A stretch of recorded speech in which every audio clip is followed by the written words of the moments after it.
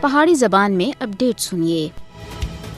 بھارتی حکومت کشمیری عوام کو جبراً اپنا غاصبانہ قبضہ تسلیم کرنے دے مجبور کر رہی ہے اور انہاں دی نظر بندی کو اور زیادہ لمبا کر رہی ہے۔ گرفتاریاں دی تازہ مہم دے طور دے بھارتی فوجیاں سری نگر اور بارامولہ دے اضلاع وچ 4 نوجوانوں کو گرفتار کر کے دایا ہے۔ بھارتی فوجیاں گاندربل، پنزر، بانڈی پورہ اور بڑگام اضلاع دے مختلف علاقوں میں بڑے پیمانے دے محاصرہ اور تلاشی کاروائیاں اور کراں دے چھاپاں دے وچکار 1 درجن نوجوانوں کو گرفتار کیتا ہے۔ اس کے بعد انہاں دے تحریک آزادی دے واسطے کام کرنے دا الزام لایا گیا ہے۔ مقبوضہ جموں کشمیر وچ نہ صرف سیاسی کارکن، صحافی اور انسانی حقوق تے محافظ، ادھر تک کہ عام کشمیریاں کو بھی جعلی مقدمات وچ پھسایا جاندا ہے۔ لوکاں دی منمانی گرفتاریاں دے واسطے بدنام زمانہ پبلک سیفٹی ایکٹ PSA اور UAPA جیسے کالے قوانین دا بے دریغ استعمال کیتا جاندا ہے۔ کشمیری عوام دے جذبہ آزادی کو دبانے دے واسطے بھارت دا ظالمانہ رویہ 5 اگست 2019 تھی اور زیادہ بڑھ گیا ہے۔ کشمیری عوام دی نظر بندی کو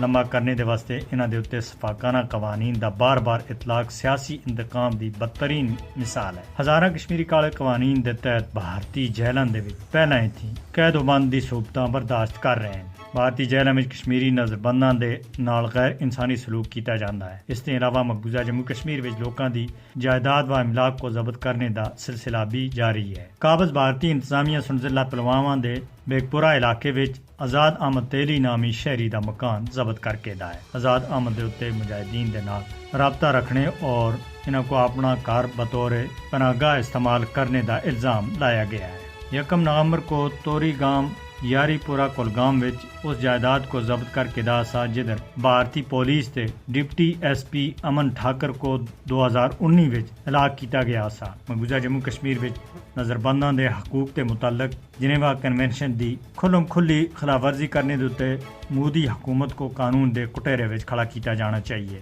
بین الاقوامی برادری کو مقبوضہ جموں کشمیر وچ غیر قانونی حراستاں دا نوٹس کرنا چاہیے۔